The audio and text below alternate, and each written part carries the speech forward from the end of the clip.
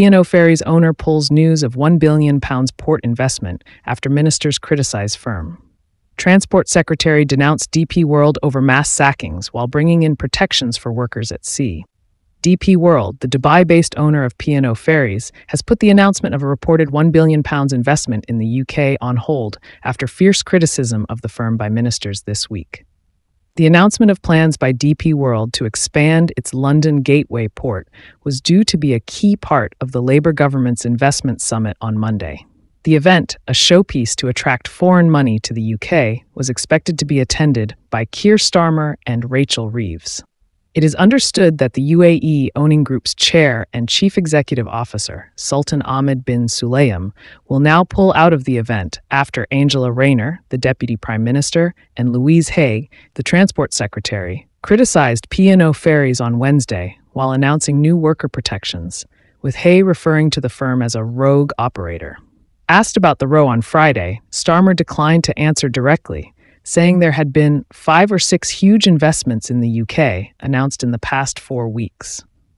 However, Downing Street quickly distanced itself from Hay's comments, with a source saying it was the Transport Secretary's personal view. P&O Ferries, a subsidiary of DP World since 2019, united politicians in anger in 2022 when it fired 800 crew without warning, replacing them with low-paid agency staff working longer hours, in some cases below the minimum wage. Announcing moves to end fire and rehire in the Employment Rights Bill for workers this week, Rayner said the actions of P&O Ferries was outrageous and exactly why we're taking bold action. In interviews on Wednesday, Hay said she had boycotted P&O Ferries and told the Department for Transport to have no dealings with either the ferry firm or its owning group.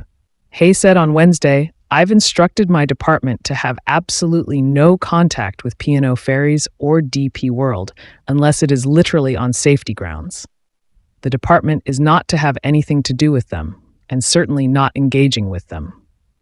She added, "We are a government that wants to work in partnership with business and the workforce, but not with rogue operators." However, after news of the DP World pause on Friday, a government spokesperson said, "We welcome P&O Ferries' commitment to comply with our new seafarers legislation. We continue to work closely with DP World, which has already delivered significant investment in the London Gateway and Southampton ports, to help deliver for the UK economy." The Dubai firm owns the port of Southampton as well as London Gateway, and was involved in the creation of some of the first of Rishi Sunak's controversial free ports. As leader of the opposition, Starmer himself fiercely criticized the then Prime Minister Boris Johnson for giving further contracts to DP World after the P&O sacking scandal.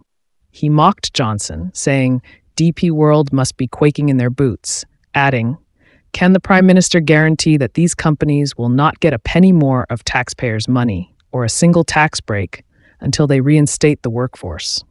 Johnson himself and the Transport Secretary at the time, Grant Shapps, also denounced the firm. Shapps said the P&O chief executive, Peter Hebblethwaite, would have to go after admitting breaking the law. Hebblethwaite remains in post.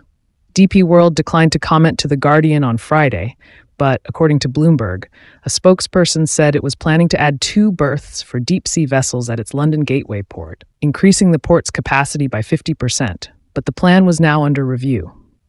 The Shadow Business and Trade Secretary, Kevin Hollenrake, said it was a body blow for the government, adding, "Just 100 days in, new investment should be rolling in, not being scared off because of anti-business statements or worries about the impact of Labour's employment and tax policies." It is understood that several global firms, regardless of political rows, have been considering their attendance at the event that takes place 3 weeks before the government spells out its policies in the budget on the 30th of October. One finance industry executive compared the organization of the upcoming investment summit unfavorably with similar events held by President Macron in France. They said, "Getting information and the usual things you need to brief your CEO has been difficult. The timings are late, details of the venue late, and also the opportunities for things like meetings on sidelines and knowing who else is going." Another source said it was strange. The budget was planned to come after the investment summit, given there were several key questions about tax and spending policy on which major firms would want clarity. The timing is not ideal, they said. The main event takes place on Monday at the Guildhall in the City of London, with a more exclusive reception at St. Paul's Cathedral, attended by the PM and a member of the royal family in the evening. Sponsors include Barclays, Lloyds, and HSBC, and CEOs attending include M&G's Andrea Rossi, Greg Jackson of Octopus, Jackie Wild of TSL, and David Solomon of Goldman Sachs. Reeves will give the keynote speech.